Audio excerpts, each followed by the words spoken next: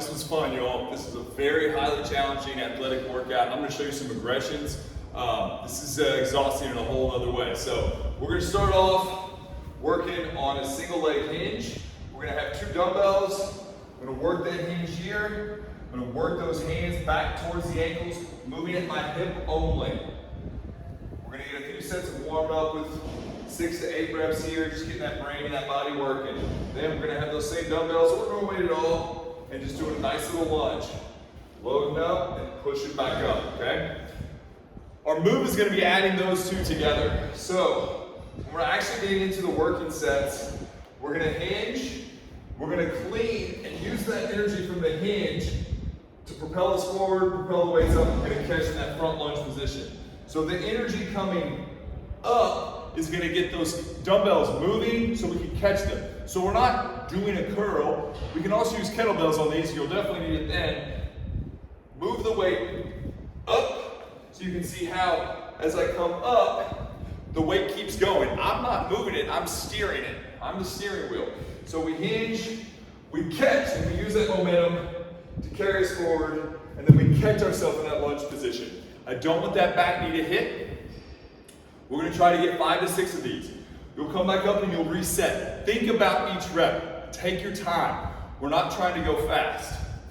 If that's too much, let's keep them split apart and do the single leg hinge into the lunge with just your body weight. Lose the weights. Maybe you can just do the hinge, then do a step through or a forward lunge, then do the hinge, and then break them up with a little balance here and then try to skip one, and then just keep progressing it from there. If you want to make this more challenging, we can take that clean and add a clean press, or we can add a snatch. So, we hinge, maybe we hinge, up into a snatch. Get your balance. Catch in there. We're gonna try to go for 5 to 6 reps on each side, okay? So this should be very challenging. You're gonna be very winded after this. Take your time. When you go from left side to right side, maybe you take 30, 45 seconds, maybe a minute. And after you complete both sides, definitely rest for 2 or 3 minutes. Use that time to get a drink. Think about what you're doing. Film yourself, watch your video. What does it really actually look like? I know what it looks like in your mind, what you picture. I think I'm Batman too, but what does it actually look like on the video? So film yourself, watch the video, see where you can improve. We're gonna do 4 rounds of that. After that, we're gonna find a small step or box. All right, we're gonna have a kettlebell or dumbbell, it's personal preference. Kettlebell is gonna be a little more challenging. All right, dumbbell, you're gonna have to get away with some things a little better. We're gonna load into the front toes. I'm gonna stagger stance, I'm loaded into the front toes, and I'm down into like a little quarter squat. I'm definitely loading the toes and loading my hips. I don't wanna be super upright. I don't wanna be back at my heels. Loading the toes, I'm gonna drop into a little more deeper squat, and I'm gonna explode off the ground. Again, using that energy to lift that kettlebell or dumbbell up into a snatch and catch myself on the top. So I'm dropping in, exploding, catch. Reset. Set my feet, drop, explode, catch. I notice how I'm exaggerating that pause. I'm holding it at the top for a second. I want to make sure I own that position. From the other side, checklist. Load into a squat, load those toes, drop, pop. Load into the toes, drop, push off the ground, explode up, and catch that position. Go lighter on this and make sure you have the form. Do a set or 2 to kind of get the form, feel this out. There's a lot of neural thinking in here. All right, last round. So just 3 quick rounds. I'm sorry. You're going to do 4 rounds of that, 5 to 6 each side as well. Same rules before. Take your rest. It's going to get you out of breath. There's a lot of thinking involved in this. Exhausting in a totally different way. So we got 1 more set of exercises. We're going to grab a little med ball. We're going to give it a big old hug like this. I'm going to keep both knees down to the ground, right next to each other. I'm going to stay up on my toes. I'm going to take my outside foot, so I'm going to move to the left here. I'm going to take my right foot, and I'm going to bring the foot in front of the knee. I'm going to stand up and adjust into a squat position. So I'm staying low, and I'm going to get moving. I'm going to squeeze that ball and try to keep my upper body as still as possible. And then I'm going to do 12. I'm I'm gonna come back down.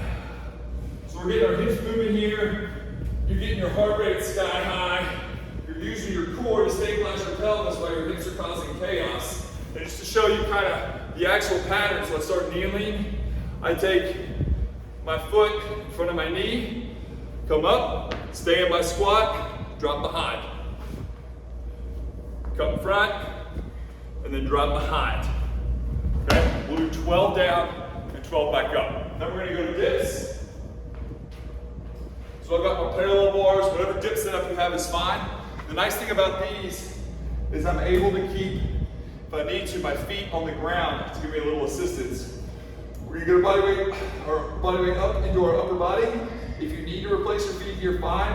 But go ahead and get your body weight up into your upper body. Then we're gonna travel down and back up. Travel down and back up. We're on a little elevator, straight down, straight up. We have 12 reps there. Then we're coming here on our incline bench. We want to have this incline up a little higher than normal. So not at 45 degrees, more at about 60 degrees. We're going to have our pelvis set to neutral, so don't tuck it real hard, but don't have a big tilt. It's very likely that as you get tired, you try to dump that pelvis and get those ribs tall, the pelvis low, and spread this out, shorten the backside, which we do not want. So set that pelvis, abs are strong against the board. Sit up. Don't collapse here. Sit up. We can have one plate. I've had a 5-pound weight going to 2.5. You don't need much weight at all. Get one hand here to help stabilize. And we're gonna lift that arm.